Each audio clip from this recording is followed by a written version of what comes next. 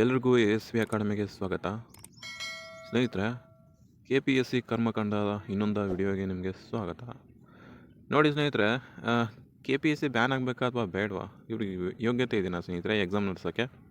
ಅದನ್ನ ನೀವು ಕಮೆಂಟ್ ಬಾಕ್ಸ್ನ ತಿಳಿಸಿ. ಓಕೆ, ಈಗ ಬಂದಿರುವಂಥ ಮಾಹಿತಿ ಪ್ರಕಾರ ನೋಟಿಫಿಕೇಷನ್ ಅಂತೆ, ಎಕ್ಸಾಮ್ ಆಗುತ್ತಂತೆ, ರೇಷಿಯೋ ಏನೋ ಇನ್ಕ್ರೀಸ್ ಮಾಡ್ತಾರಂತೆ. ಎಷ್ಟು ನಾಟಕ ಮಾಡ್ತೀರಾ? ಒಂದಾದರೂ ಕರೆಕ್ಟಾಗಿ ಹೇಳ್ತೀರಾ? ವಿದ್ಯಾರ್ಥಿಗಳ ಜೊತೆಗೆ ಚೆಲ್ಲಾಟವೇ ಚೆಲ್ಲಾಟ. ಆ ಮಾನ್ಸೂನ್ ಮಾರುತ ಹೆಂಗೆ ಭಾರತದೊಡನೆ ಚೆಲ್ಲಾಟ ಆಡುತ್ತೆ ನೋಡಿ, ಅದೇ ಥರ ಕೆ ಪಿ ಎಸ್ ಸಿ ಅವರು ವಿದ್ಯಾರ್ಥಿಗಳ ಬಾಳಿನಲ್ಲಿ ಆಡುವಂಥ ಚೆಲ್ಲಾಟ ಆಗಿದೆ. ನೋಡಿ ಸ್ನೇಹಿತರೆ, ನೋಟಿಫಿಕೇಷನ್ ಆಗುವಂತಹ ಚಾನ್ಸಸ್ ಕೂಡ ತುಂಬಾ ಇದೆ. ಯಾಕಂತಂದರೆ ಆಲ್ರೆಡಿ ನಿಮಗೆಲ್ಲ ಗೊತ್ತಿರ್ತದೆ. ಸೊ ಆಗಸ್ಟಕ್ಕೆ ಎಕ್ಸಾಮ್ ನಡೆಸುತ್ತೆ, ಯೂಸು. ಬಟ್ ಮತ್ತು ಡಿಸೆಂಬರ್ ತಿಂಗಳೇ ಅಂಥದ್ದು ಎಕ್ಸಾಮ್ ನಡೆಸ್ತಾ ಬರ್ತದೆ. No use. ಅಲ್ಲಿ ಕೂಡ ನಮ್ಮ ಕನ್ನಡಕ್ಕೆ ವ್ಯಾಲ್ಯೂನೇ ಇಲ್ಲ, ಏನು ಒಂಚೂರಾದರೂ ವ್ಯಾಲ್ಯೂ ಇಲ್ಲ ರೀ. Full unrespect. ಹೋಗಲಿ ಕನ್ನಡ ಹೋಗಲಿ, ಕನ್ನಡ ಸಲುವಾಗಿ ಎಷ್ಟು ಜನ, ಕನ್ನಡಕ್ಕೆ ಎಷ್ಟು ಇತಿಹಾಸ ಇದೆ ಗೊತ್ತೇನು ರೀ? 2000 ವರ್ಷಗಳ ಕಾಲ ಇತಿಹಾಸ ಇದೆ. ಕನ್ನಡಕ್ಕೆ ಜ್ಞಾನಪೀಠ ಪ್ರಶಸ್ತಿಗಳು ಬಂದಿದ್ದಾವೆ ಸ್ನೇಹಿತರೆ. ಓಕೆ, ನಿಮ್ಮ ಕನ್ನಡ ಬಗ್ಗೆ ಹೇಳ್ತಾ ಹೋದರೆ ಮುಗಿಯಂಗಿಲ್ಲ. ಬಟ್ ನೋಡ್ಬೋದು ಸ್ನೇಹಿತರೆ, ನೀವು ಕನ್ನಡಕ್ಕಾಗಿ ಧ್ವನಿ ಎತ್ತಿದಂತಹ ಕರ್ವೆ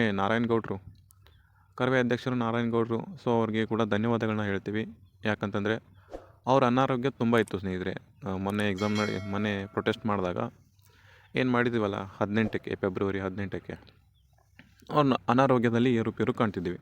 ಸೊ ಅಂದರೆ ಅವ್ರು ತಲೆ ಕೆಡಿಸ್ಕೊಳ್ಳದೆ ವಿದ್ಯಾರ್ಥಿಗಳಿಗೆ ಹೆಲ್ಪ್ ಆಗಲಿ, ಕನ್ನಡಕ್ಕೆ ಜಯ ಸಿಗಲಿ ಅಂತ ತಿಳ್ಕೊಂಡು ತುಂಬ ಕಷ್ಟಪಟ್ಬಿಟ್ಟು ನಿಂತಿದ್ರು ನಮ್ಮ ಪರವಾಗಿ, ವಿದ್ಯಾರ್ಥಿಗಳ ಪರವಾಗಿ. ಸೊ ಅವ್ರಿಗೊಂದು ಧನ್ಯವಾದ. ಮತ್ತು ಅದೇ ರೀತಿ ಎಲ್ಲ ಅಖಿಲ ಕರ್ನಾಟಕ ಸಂಘದ ಅಧ್ಯಕ್ಷರು ಕೂಡ, ಸೊ ಅಕ್ಸಾ ಸಂಘಟನೆಯ ಅಧ್ಯಕ್ಷರು ಕೂಡ, ಅಕ್ಷರ ಸಂಘಟನೆ, ಅಕ್ಸಾ ಸಂಘಟನೆ, ಎಲ್ಲ ಸಂಘಟನೆಯ ಅಧ್ಯಕ್ಷರು ಕೂಡ ಸೊ ವಿದ್ಯಾರ್ಥಿಗಳ ಪರವಾಗಿ ನಿಂತಿದ್ದರು. ಹಾಗೆ ಕೆಲವೊಂದಿಷ್ಟು ಟೀಚರ್ಸುಗಳು ಕೂಡ ಸಪೋರ್ಟಕ್ಕೆ ನಿಂತಿದ್ದರು. ಆದರೆ ಈ ಸತಿ ತುಂಬ ಜನ ಸೇರಿದರು. ಸೊ ಒಂದೊಳ್ಳೆ ಸಪೋರ್ಟ್ ಇದೆ, ಒಂದೊಳ್ಳೆ ಬೆಂಬಲ ಇದೆ ಅಂತ ಹೇಳ್ಬೋದು. ಈ ಸಲ ನೋಡಿದರೆ ನಿಮಗೆ ವಿದ್ಯಾರ್ಥಿಗಳು ತುಂಬ ಬಂದಿದ್ದರು, ತುಂಬ ಹೆಚ್ಚಿನ ಸಂಖ್ಯೆಯಲ್ಲಿ ಬಂದಿದ್ದರು. ಹಾಗಾಗಿ ನಿಮಗೆ ಚಾನ್ಸಸ್ ಇದೆ ಸ್ನೇಹಿತರೆ. ನೋಟಿಫಿಕೇಷನ್ ನೀವು ಬೇಡಿದಂತಹ ಬೇಡಿಕೆಗಳು ಈಡೇರುವಂಥ ಹಂತದಲ್ಲಿದ್ದಾವೆ ಸ್ನೇಹಿತರೆ. ನೀವು ಬೇಡದಂತಹ ಬೇಡಿಕೆಗಳು ಈಡೇರುವಂಥ ಹಂತದಲ್ಲಿದ್ದಾವೆ. ಯಾಕಂದರೆ ತುಂಬ ಜನ ನೋಟಿಫಿಕೇಷನ್ ಆಗಲಿ ಅಂತ ಜನಗಳು ಸೇರಿದರು. ನಮಗೆ ಯಾವುದೇ ರೀತಿ ಎಕ್ಸಾಮ್ ಬೇಡ, ನಿಮ್ಮ ಕರ್ಮಕಾಂಡಗಳು ಗೊತ್ತು ನಮಗೆ, ನೀವು ಎಷ್ಟರ ಮಟ್ಟಿಗೆ ಎಕ್ಸಾಮ್ ನಡೆಸ್ತೀರಾ, ನೀವು ಏನೇ ಎಕ್ಸಾಮ್ ಮಾಡಿ ನಡೆಸೋದು ಬೇಡ. ಇದು UPSCಗೆ ಕೊಡಿ. ಬಟ್ UPSC ಕೊಡೋಕ್ಕೆ ಬರೋಂಗಿಲ್ಲ, ಹಾಗೆಲ್ಲ ಕೊಡೋಕ್ಕೆ ಬರೋಂಗಿಲ್ಲ. ಬಟ್ ಸ್ಟೂಡೆಂಟ್ಗಳು ಹೇಳ್ತಿದ್ರು, UPSC ಮಾದರಿ ನೋಡಿ ಕಲೀರಿ ಸ್ವಾಮಿ, ನಿಮಗೆ ಎಕ್ಸಾಮ್ ನಡ್ಸೋಕೆ ಆಗಂಗಿಲ್ಲ, ಯೋಗ್ಯತೆ ಇಲ್ಲ ಅಂತ ಅಂದಮೇಲೆ ಯಾಕೆ ನಡೆಸ್ಬೇಕು ನೀವು? ಎಕ್ಸಾಮ್ ನಡೆಸಬೇಡಿ ನೀವು, KEದವ್ರಿಗೆ ಕೊಡಿ, UPSC ಕೊಡಿ, ಬೇರೆಯವ್ರಿಗೆ ಕೊಡಿ ಅಂತ ಜನಗಳು ಹೇಳ್ತಿದ್ರು. ಓಕೆ, ಯಾಕೆ ಅವ್ರು ಆಕ್ರೋಶ ವ್ಯಕ್ತಪಡಿಸ್ತಾರೆ ಅಂತಂದರೆ ನಿಮಗೆಲ್ಲರಿಗೂ ಗೊತ್ತಿರಬೇಕು, ನೀವು ಅನ್ಸೂಟೇಬಲ್. ಅಲ್ಲಿ ಪವಿತ್ರವಾದ ಸೀಟ್ನಲ್ಲಿ ಕೂತ್ಕೊಂಡು ಅಪವಿತ್ರ ಮಾಡ್ತಿರುವಂತಹ ಭ್ರಷ್ಟರಿಗೆ ಏನು ಹೇಳೋಕ್ಕೆ ಇಷ್ಟಪಡ್ತೀನಪ್ಪ ಅಂತಂದರೆ, ಆದಷ್ಟು ಬೇಗ ನಿಮ್ಮ ಪಾಪವನ್ನು ತೊಳ್ಕೊಳ್ಳೋಕೆ ಒಂದು ಒಳ್ಳೆಯ ಅವಕಾಶ, ಆ ಕುರ್ಚಿಯಿಂದ ಬಿಟ್ಟೋಗಿ. ಎಷ್ಟೋ ಜನರ ಬದುಕಿನಲ್ಲಿ ಆಟ ಆಡ್ತಿದ್ದೀರಲ್ರಿ ಸ್ವಾಮಿ, ಇದ್ರ ಪರವಾಗಿ ಧ್ವನಿ ಎತ್ತಬೇಕಾದವರೇ ಎತ್ತಿಲ್ಲ. ಅರ್ಥ ಮಾಡ್ಕೊಳ್ಳಿ ಸ್ನೇಹಿತರೆ. ಎಲ್ಲರೂ ಕೂಡ ಹೆಲ್ಪ್ ಮಾಡ್ತಿದ್ದಾರೆ, ಎಲ್ಲರೂ ಕೂಡ ಸಪೋರ್ಟಿಗೆ ಬರ್ತಿದ್ದಾರೆ. ಬಟ್ ಕೆಲವು ಬೆರಳು ಎಣಿಕೆಯಷ್ಟು ಜನರನ್ನ ಬಿಟ್ಟರೆ, ಕೆಲವು ಬೆರಳು ಎಣಿಕೆಯಷ್ಟು ಕೋಚಿಂಗ್ ಸೆಂಟರ್ಸ್ಗಳನ್ನ ಬಿಟ್ಟರೆ ಯಾವ ಕೋಚಿಂಗ್ ಸೆಂಟರ್ ಕೂಡ ಮುಂದೆ ಬರ್ತಿಲ್ಲ. ಇದು ನಮ್ಮ ದುರಂತ ನೋಡಿ ಸ್ವಾಮಿ. ಕೋಚಿಂಗ್ ಸೆಂಟರ್ ಅಂತಂದರೆ ತುಂಬ ಜನ ಸ್ಟೂಡೆಂಟ್ ಇರ್ತವೆ. ಅರ್ಥ ಮಾಡ್ಕೊಳ್ಳಿ, ಲಕ್ಷಗಟ್ಟಲೆ ಸ್ಟೂಡೆಂಟ್ ಓದ್ತಿರ್ತಾರೆ ಕೋಚಿಂಗ್ ಸೆಂಟ್ರಲ್ಲಿ. ಆ ಲಕ್ಷ ಸ್ಟೂಡೆಂಟಿಗೆ ತುಂಬ ಜನ ಫ್ಯಾನ್ಸ್ ಇರ್ತಾರೆ. ಸೊ ಅಲ್ಲಿ ಇರ್ತಕ್ಕಂತಹ ಲೆಕ್ಚರರ್ ಇರ್ತಾರಲ್ಲ ಸರ್ಗಳು, ಅವ್ರಿಗೆ ತುಂಬ ಜನ ಫ್ಯಾನ್ಸ್ ಇರ್ತಾರೆ. ಆ ಫ್ಯಾನ್ಸ್ ಫಾಲೋವಿಂಗ್ ಯೂಸ್ ಮಾಡಿಕೊಂಡು ಅವ್ರು ಹೇಳಿದರೆ ಸ್ಟೂಡೆಂಟ್ಗಳು ಕೇಳ್ತಾ ಇರ್ತಾನೆ, ಹೋಗ್ರಪ್ಪ ಪ್ರೊಟೆಸ್ಟ್ಗೆ, ಏನಾದರೂ ಮಾಡ್ರಪ್ಪ. ಅವ್ರು ಹೇಳಿದ್ರೆ ಕೇಳ್ತಾ ಇರ್ತಾನೆ. ಅಟ್ಲೀಸ್ಟ್ ಅವ್ರು ಕೇಳಲ್ಲ ಅಂತ ತಿಳ್ಕೊರೆ, ಅವ್ರನ್ನೆಲ್ಲ ಬೀಗ ಹಾಕ್ಕೊಂಡು ಕೋಚಿಂಗ್ ಸೆಂಟ್ರಿಗೆ ಬೀಗ ಹಾಕ್ಕೊಂಡು ಬರ್ಬೇಕು ತಾನೆ ಪ್ರೊಟೆಸ್ಟ್ಗೆ. ಕೆಲವೊಂದಿಷ್ಟು ಜನ ಕೋಚಿಂಗ್ ಸೆಂಟರ್ಗಳು ಬಂದವೇ ಬಿಟ್ಟರೆ ಅಷ್ಟೊಂದು ದೊಡ್ಡ ಪ್ರಮಾಣದಲ್ಲಿ ಏನು ಎಲ್ಲ ಕೋಚಿಂಗ್ ಸೆಂಟರ್ಗಳು ಬಂದಿಲ್ಲ ಸ್ನೇಹಿತರೆ. ಓಕೆ, ಸೊ ಕೋಚಿಂಗ್ ಸೆಂಟರ್ಗಳು ಕೂಡ ನನ್ನ ಅಸಮಾಧಾನ ಇದ್ದೇ ಇದೆ. ಯಾಕಂದರೆ ತುಂಬ ಪ್ರತಿಷ್ಠಿತ ಕೋಚಿಂಗ್ ಸೆಂಟರ್ಸ್ ಕೂಡ ಸುಮ್ಮನೆ ಇದ್ದಾವೆ, ತಟಸ್ಥ ನೀತಿಯನ್ನು ಅನುಸರಿಸಿರ್ತವೆ. ಅದು ಯಾಕಂತ ಗೊತ್ತಿಲ್ಲ. ಏನು ಕಾನ್ಸ್ಟಿಟ್ಯೂಷನ್ ಬಾಡಿಗೆ ವಿರುದ್ಧ ಹಾಕೋಬಾರ್ದಂತನೋ, ಅಥವಾ ಅವ್ರ ಮೇಲೆ ಏನಾದರೂ ಭಯನಾ, ಅಥವಾ ಯಾಕೆ ಸ್ವಾಮಿ ನಮಗೆ ಇಲ್ಲದೇ ಇರುವಂತಹ ತಲೆನೋವು ಅಂತನೋ, ಏನು ಗೊತ್ತಾಗ್ತಿಲ್ಲ ಸ್ವಾಮಿ. ಸೊ ಅವಳು ಬಂದಿಲ್ಲ. ಕೆಲವೊಂದಿಷ್ಟು ಕೋಚಿಂಗ್ ಸೆಂಟರ್ಗಳು, ಇನ್ಸ್ಟಿಟ್ಯೂಟ್ಗಳು ಅಷ್ಟೇ ಬಂದಿದ್ದಾವೆ. ಸೊ ಎಲ್ಲರೂ ಕೂಡ ಸಪೋರ್ಟ್ ಮಾಡಬೇಕು ಅಂತ ನನ್ನ ಒಂದು ಅನಿಸಿಕೆ. ನಿಮಗೇನು ಅನಿಸುತ್ತೋ ಕಮೆಂಟಲ್ಲಿ ತಿಳಿಸಿ. ಇವಾಗ ನಮ್ಮ ಈ ಪೇಪರ್ ಕಟ್ಟಿಂಗ್ಸಲ್ಲಿ ಬರೋಣ.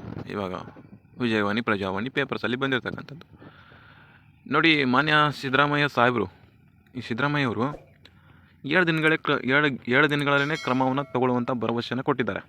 ನೋಡೋಣ ಆ ಭರವಸೆದಲ್ಲಿ ಏನೇನು ಮಾಡ್ತಾರೆ, ಏನೇನು ಮಾಡ್ತಾರೆ ಅಂತ ನೋಡೋಣ.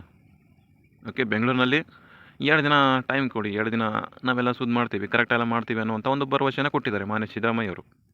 ಸೊ ಕನ್ನಡ ಮತ್ತು ಗ್ರಾಮೀಣ ಮಾಧ್ಯಮ ವಿದ್ಯಾರ್ಥಿಗಳಿಗೆ ನ್ಯಾಯ ಕೊಡಿಸುವಂಥ ಕೆಲಸವನ್ನು ಮಾಡಲಾಗುವುದು ಅಂತೇಳಿ ಸರ್ಕಾರ ಭರವಸೆಯನ್ನು ನೀಡಿದೆ. ಯಾರ ಅಧ್ಯಕ್ಷತೆಯಲ್ಲಿ? ಕರವೇ ಅಧ್ಯಕ್ಷರ ನೇತೃತ್ವದಲ್ಲಿ ಈ ನಿಯೋಗ CM ಸಿದ್ದರಾಮಯ್ಯ ಅವರನ್ನು ಭೇಟಿ ಮಾಡಿತ್ತು.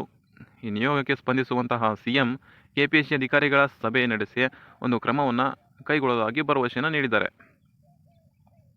ಇದನ್ನು ಹೇಳಿದವರು ರಾಜ್ಯ ವಿದ್ಯಾರ್ಥಿಗಳ ಸಂಘದ ಅಧ್ಯಕ್ಷರು ಕಾಂತಕುಮಾರ್ ಅವರು. ಓಕೆ, 2 ದಿನ ಅಂತೆ ಟೈಮ್ ಸ್ನೇಹಿತರೆ. 2 ದಿನದಲ್ಲಿ CM ಸಿದ್ದರಾಮಯ್ಯ ಸಾಹೇಬರು ನಿಮ್ಗೆ ಏನು ಹೇಳ್ತಾರೆ ಅಂತಂದರೆ, ಒಂದು ಭರವಸೆಯನ್ನು ಕೊಟ್ಟಿದ್ದಾರೆ. ಆ ವಿದ್ಯಾರ್ಥಿಗಳಿಗೆ ನ್ಯಾಯ ಕೊಡಿಸುವಂಥ ಒಂದು ವ್ಯವಸ್ಥೆಯನ್ನು ಕಲ್ಪಿಸ್ತೀವಿ ನಾವು, ಸೊ ಇದನ್ನ ಹಾಗೆ ಬಿಡಲ್ಲ ಅಂತ ಒಂದು ಭರವಸೆ ಕೊಟ್ಟಿದ್ದಾರೆ. ನೋಡೋಣ ಎಲ್ಲಿಗೆ ಹೋಗುತ್ತೆ ಅಂತ.